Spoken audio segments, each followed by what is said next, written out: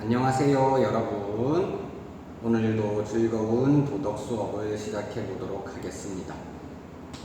저희 지난 시간에는 시민이 갖추어야 할 자질 그 가운데서 권리 행사와 의무 수행에 대한 내용까지 진행했던 것 같습니다. 저희 교과서로 보자면 76페이지에 있는 내용이고요. 그래서 오늘은 이후 부분인 77페이지부터 진행한다고 생각하시면 되겠습니다. 지난 시간에 수업했던 내용 간단하게 복습하고 오늘 수업을 진행하려고 하거든요. 시민이 갖추어야 할 자질 가운데 첫 번째 권리 행사라고 하는 것이 있었죠. 권리를 바르게 행사하는 것에 있어서 다른 사람 또한 나와 같은 권리를 가지고 있기 때문에 다른 사람의 권리를 존중해야 한다는 사실을 알 수 있었습니다. 그리고 그러한 권리의 여러 가지 종류들이 있었죠. 생각나는 대로 한번 이야기해 보시겠습니까? 자유권, 평등권, 참정권, 청구권, 사회권 같은 것들이 있었습니다. 그리고 권리 행사만큼이나 중요한 게 의무 수행이라고 이야기했었죠.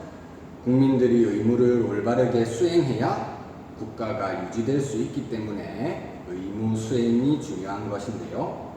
권리처럼 이런 의무도 여러 가지 예들이 있었습니다. 우리가 일반적으로 국민의 4대 의무라고 부르는 납세, 국방, 교육, 근로의 의무 이렇게 4가지를 배워봤던 것 같습니다. 끝까지가 괄호 2번 의무 수행 관련한 내용이었고요. 이제 괄호 3번 자발적 참여에 대해서 생각해 보도록 하겠습니다. 자, 괄호 3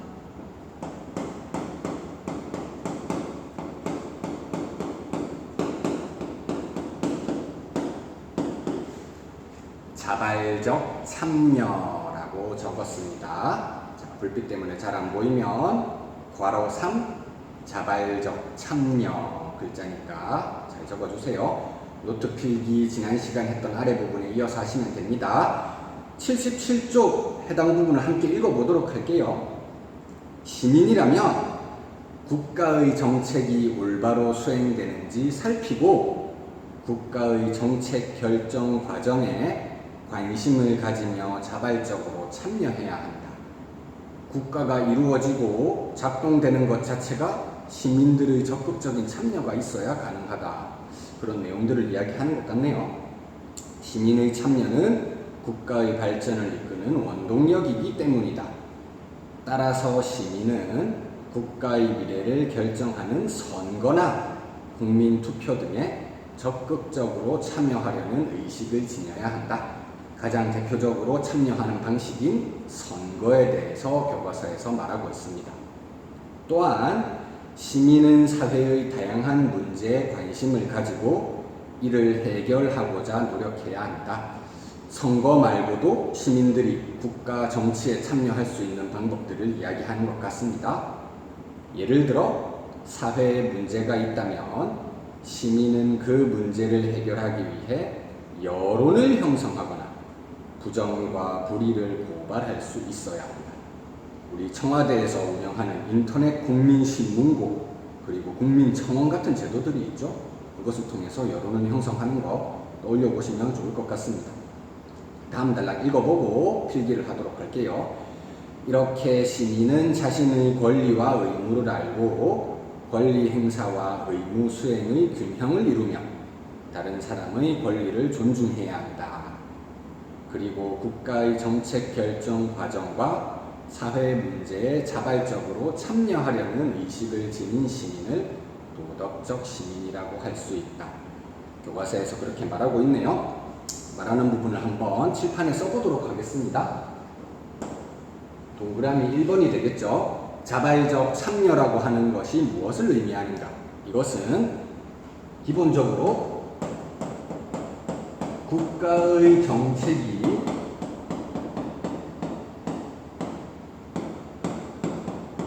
올바로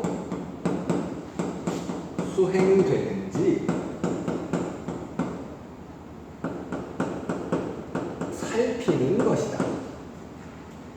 국가의 정책이 올바로 수행되는지 살피는 것, 이것이 자발적 참여와 관련된다고 말할 수 있겠습니다.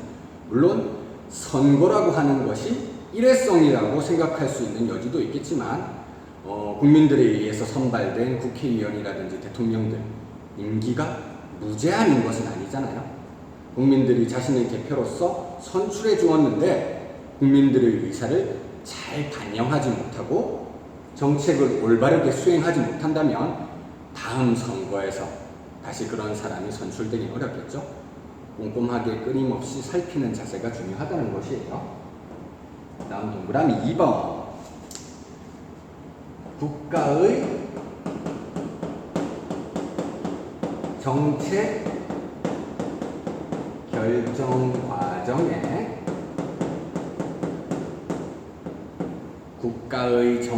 결정 과정에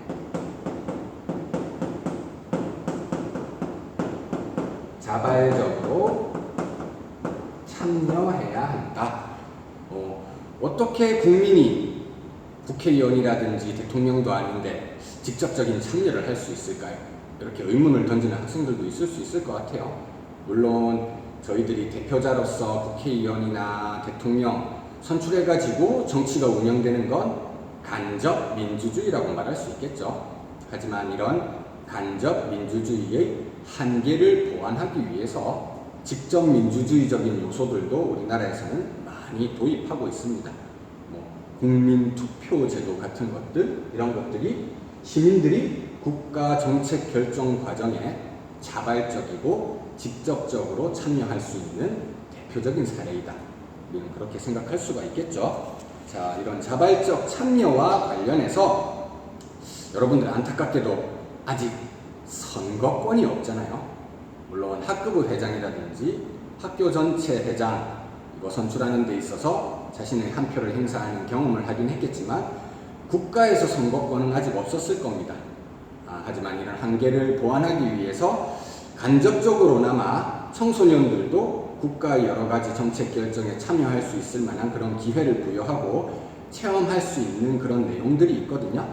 저희 교과서 자료에서 이 내용을 잘 소개하고 있기 때문에 한번 읽어보고 나서 다음 부분으로 넘어가도록 하겠습니다. 79페이지로 잠시 넘어갔다가 다시 돌아오도록 할게요. 79페이지 생각을 넓히는 자료 가운데 자료 1, 이것이 자발적 참여와 관련될 수 있습니다. 청소년 사회 참여 발표 대회라고 되어 있죠. 직접적인 유권자는 아니지만 청소년들도 사회에 참여할 수 있는 길을 열어둔 그런 사례라고 할 수 있겠죠. 같이 읽어봅시다. 청소년 사회 참여 발표 대회에서 많은 학생이 다양한 분야의 공공정책을 발표하였다. 학생들도 기본적으로 성인만큼이나 뛰어난 사고 이런 거 할 수 있는 기회도 얼마든지 있기 때문에 학생들의 의견을 표출하는 것 우리는 굉장히 소중하다고 말할 수 있겠습니다. 어떤 의견들이 나왔는지 한번 살펴볼까요? 청소년들이 자주 먹는 햄버거를 가공식품으로 분류하고 식품 성분을 표시해 어떤 식품 첨가물이 들어있는지 제대로 알려야 한다고 생각합니다. 음식이라고 하는 건 우리가 먹고 건강과 직결되는 굉장히 중요한 거기 때문에 식품관리법 이런 것들이 있을 수 있죠. 특히 청소년들 자라나는 시기에서 음식 섭취하는 거 굉장히 중요하기 때문에 음식과 관련한 법이라든지 정책에 대해서 제안할 수 있는 굉장히 중요한 나이대라고 할 수 있을 겁니다. 굉장히 중요한 제안을 이 학생이 했고요. 그 다음 우리 지역은 노인 인구 비율이 30%로 높은 편입니다. 노인들을 위한 버스 제도를 만들어 버스 좌석 앞에 그물로 짐칸을 만들고 출입구 계단을 낮추며 문에 안전봉을 추가로 설치하는 것을 제안합니다. 굉장히 훌륭한 학생이죠. 자기는 청소년 나이대지만 자기보다 나이가 훨씬 많은 노인들의 복지에 대해서도 이야기하고 있습니다. 노인들께서는 연세가 많이 들면 이제 신체 거동이 조금 불편해지는 경우가 있을 수 있죠. 신체 거동 불편한 분들 중에 장애를 가진 분들도 있을 거고요. 이런 분들이 대중교통 이용하는 데 있어서 편안할 수 있을 만한 그런 정책들이 실시되어야 한다. 실제 우리 사회에서는 이런 정책들이 많이 실시되고 있죠. 버스 중에서도 계단이 높으면 신체 불편한 사람들이 이용하기 어렵기 때문에 버스의 높이 자체를 낮춰둔 버스, 뭐라고 부르는지 아시나요? 네, 저상버스라고 표현하죠. 버스의 높이가 낮고 휠체어가 탈 수 있을 만큼 공간이 넓은 버스들, 이런 것들도 우리 사회에서 지금 많이 보급되고 있습니다. 시민들이 의견을 내야지 정책으로 이제 마련될 수가 있는 것이겠죠. 아래 부분 더 읽고 자료는 마무리해 보도록 할까요? 학생들은 그 밖에도 생태 문제, 환경 문제 이야기하는 겁니다. 청소년 건강, 학교 주변 안전, 육아, 한글 보전 등 다양한 영역에 관한 공공정책을 제안하였다. 한 주제에만 머무르는 것이 아니라 청소년들이 다양한 생각을 하고 있다는 것 알 수 있는 부분이네요. 이번 대회에서 청소년들이 제안한 공공정책을 검토한 한 교사는 청소년들이 공공정책과 대안 마련을 위해 치밀한 조사와 많은 활동을 펼친 것을 확인할 수 있었다라고 평가하였다. 굉장히 유익한 자료였죠. 청소년기에 이렇게 활동한 것을 바탕으로 여러분들 나중에 성인이 되었을 때 직접적으로 진로 선택하는 것과도 연결될 수 있으니까요. 국가 정치에 자발적으로 참여하는 것과 함께 자신의 정체성에 대해서도 탐색하고 진로를 결정할 수 있는 그런 연결 지점이 될 수 있는 부분이겠습니다. 자, 자발적 참여에 대해서 알아보았고요. 그 다음 시민이 갖추어야 할 자질 가운데 이제 마지막 내용이 나올 겁니다. 77페이지에 보면 교과서 아래 부분에 국가를 사랑하는 마음 지니기다 이렇게 되어 있죠. 국가를 사랑하는 마음, 우리는 세 글자 단어로 표현할 수 있을 것 같습니다. 한번 대답을 해보실까요? 잘 대답하셨습니다. 국가 사랑하는 마음 세 글자로 애국심이 되겠죠. 바로 4.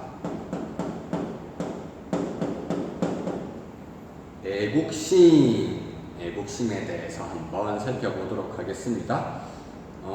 지금 77페이지에 있는 내용과 78페이지에 있는 내용을 보면 애국심, 물론 필요한 것이긴 하지만 잘못된 방식으로 흐를 수도 있기 때문에 바람직한 애국심이 무엇인지 알아보자, 이런 순서로 서술이 이루어져 있거든요. 우선 77페이지에서는 잘못된 애국심은 어떤 것인가에 대해서 꼬집어 말하고 있습니다. 이 부분부터 한번 읽어볼까요? 바람직한 국가를 만들기 위해서는 무엇보다 국가를 사랑하는 애국심이 필요하다. 이것에 대해서 부정할 사람은 거의 없겠죠. 애국심은 국민과 국토, 국가 정신 등에 대한 사랑을 포함한다. 우선 애국심에 대한 정의가 나왔기 때문에 필기를 지금 바로 한번 해보겠습니다. 교과서에서 애국심을 뭐라고 말하고 있죠? 국민, 국토, 그리고 국가 정신 등에 대한 사랑을 의미한다. 국가에 대한 사랑이라고 하는 짧은 단락으로 표현할 수도 있겠지만 그 속에 담겨 있는 것들은 훨씬 더 풍부하다는 것이죠.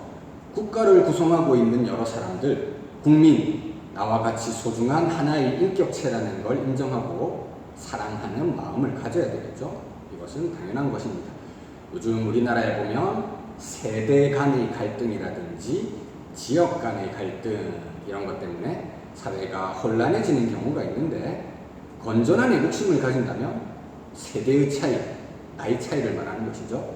지역의 차이, 예전에는 경상도라든지 전라도 이런 지역 감정 때문에 다툼을 많이 했는데 최근은 화합하고자 하는 노력 때문에 이런 지역 사회의 통일이 조금씩 이루어지고 있는 그런 추세이죠.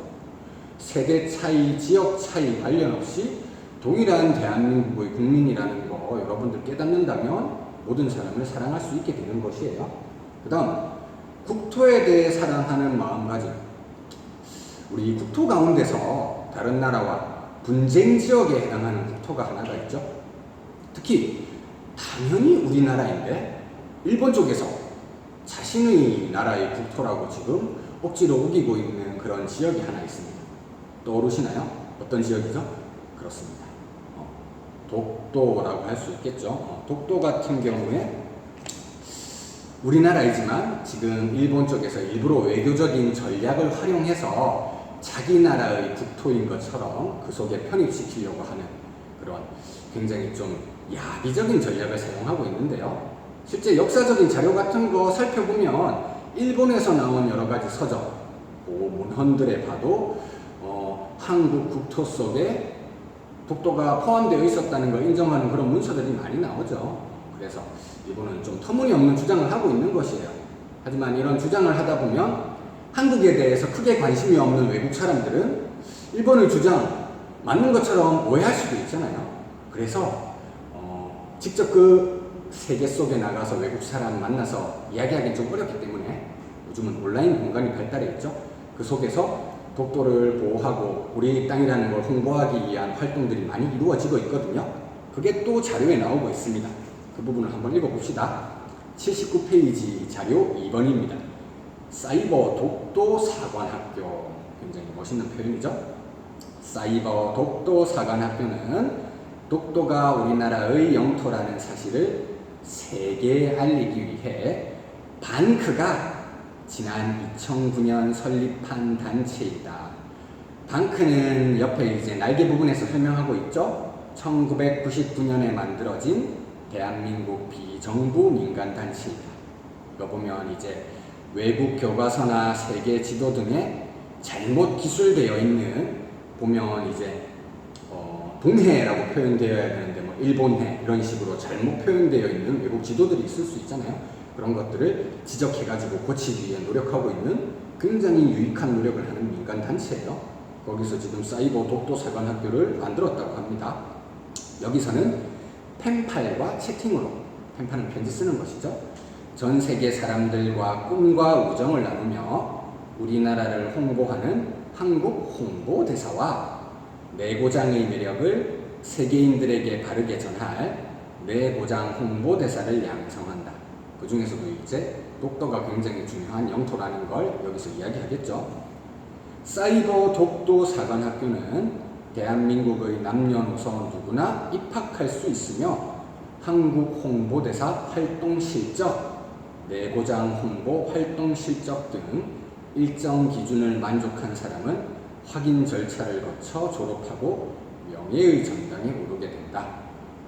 우리 국토, 영토에 대한 사랑을 말로만 하는 게 아니라 실제 실천하고 있는 온라인상의 모임이 있다는 거 지금 자료에서 소개해주고 있습니다. 그 다음 이제 국가정신 등에 대한 사랑. 우리 국가정신을 나타내주는 여러 유무형의 자산들이 많죠. 여러분들 이런 거 잘 기억하셔야 되겠죠. 우리나라를 대표하는 국기, 태극기죠. 우리나라를 대표하는 꽃, 무궁화라고 할 수 있습니다. 우리 민족의 한의 정서가 잘 담겨있는 대표적인 민요, 아리랑 같은 거 있죠. 아리랑 아라리요. 선생님이 노래를 좀 부르네요. 이런 것들 잘 기억하면서 국가 정신 등에 대한 사랑 실천할 수 있어야 되겠습니다. 자, 이제 뒤에 부분에 보면 잘못된 애국심에 대해서 이야기할 거예요. 우선 쓰고 나서 읽어보도록 하겠습니다. 동그라미 2번. 잘못된 애국심 한번 읽어보도록 하겠습니다. 77쪽으로 돌아와서요. 그러나부터 읽어봅시다. 애국심이 잘못된 방향으로 흐르면 국가가 비도덕적인 일을 하더라도 방관하는 자세를 지닐 수 있다. 또한 잘못된 애국심은 다른 국가에 대한 배타적인 태도나 국수주의적인 태도로 나타나 자기 국가의 이익만을 추구하며 다른 국가의 권리와 이익을 침해할 수 있다. 이렇게 표현하고 있습니다. 중요한 표현들이 두 가지 정도 나왔습니다. 자기 집단만 너무 추구하는 나머지 다른 집단, 타인들에 대해서 배척하려는 태도, 이런 것들 교과서에서 배타적이라는 말로 표현하고 있죠. 다른 국가에 대한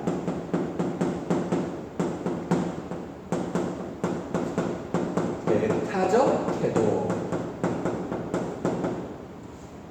다른 국가에 대한 배타적 태도. 자기 국가만 인정하고 다른 국가는 인정하지 않으려 든다는 거예요. 세계사적인 내용을 보면 이런 내용들 여러분들 쉽게 떠오르시죠? 세계대전 기간에 이제 나치스, 독일의 히틀러 같은 사람들 생각해 보시면 될 것 같습니다. 독일 게르만 민족 그 혈통만이 우월하기 때문에 게르만 최고주의 이것을 실천하고 독일이 전 세계에서 최고 국가가 되기 위해서 그런 명목으로 전 세계적인 큰 끔찍한 전쟁을 저질렀죠. 그리고 특히 유태인종들을 굉장히 핍박하면서 아우슈비츠의 비극과 같은 세계사적인 비극을 이끌어내기도 했습니다. 잘못된 애국심에서 그런 세계사적인 비극이 나타날 수도 있다는 거예요. 배타적이다 라고 하는 표현만큼이나 중요한 표현이 하나 더 나왔거든요. 교과서에. 자기 나라의 이익만을 고수하려는 태도. 국가의 이익을 고수한다. 지금 교과서에서 한번 찾아보세요. 4글자입니다. 잘 찾으셨습니다. 국수주의라고 표현되어 있죠. 잘못된 애국심은 다른 말로는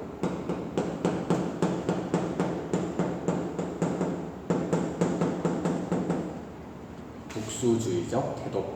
자기 국가의 이익만을 고수하려는 태도. 그러면서 다른 국가는 배척하기 때문에 그걸 배타적 태도라고도 말할 수 있다. 잘 기억해 두셔야 되겠습니다. 기본적으로 잘못된 애국심, 이것은 비극을 만들어낼 수 있기 때문에 여기서는 벗어나야 되고요.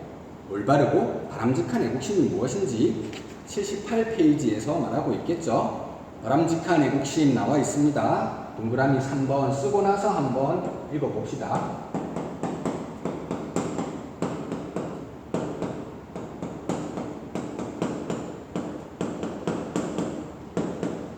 여러분들 집중해서 수업 잘 따라오고 계시죠? 필기도 지금 꾸준히 다 해야 되는 겁니다. 바람직한 애국심 동그라미 3번까지 썼습니다. 교과서 한번 읽어볼게요. 바람직한 애국심이란 합리적이고 분별력 있는 태도로 국가를 사랑하는 마음이다.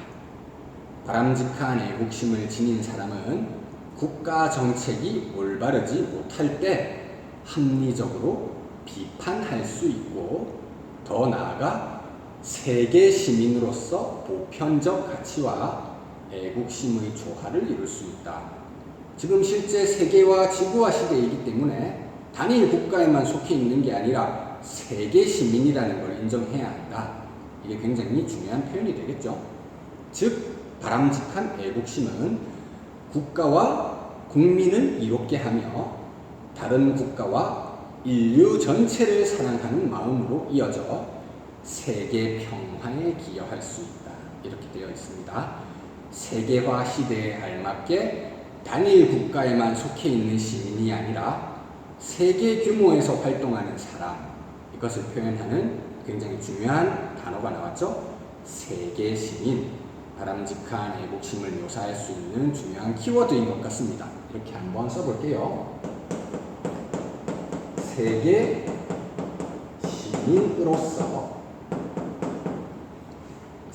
시민으로서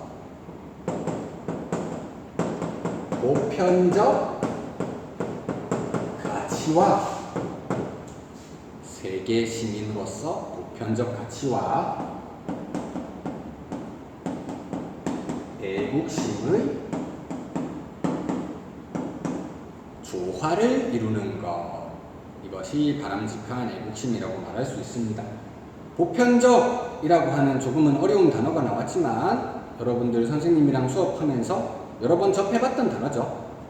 일부 사람들에게만 국한되는 게 아니라 모든 사람들에게 널리 적용되고 받아들일 수 있을 만한 가치들, 이런 것을 보편적이라고 말하는 것이죠. 세계 시민이니까 세계의 모든 사람들, 그 사람들을 포괄할 수 있을 만한 보편적 가치를 추구하면서 그 속에서 자신의 나라를 사랑하는 마음을 실천하자.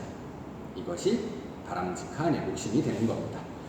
여기까지 하면 이제 두 번째 단원 시민이 갖추어야 할 자질까지 수업한 거고요.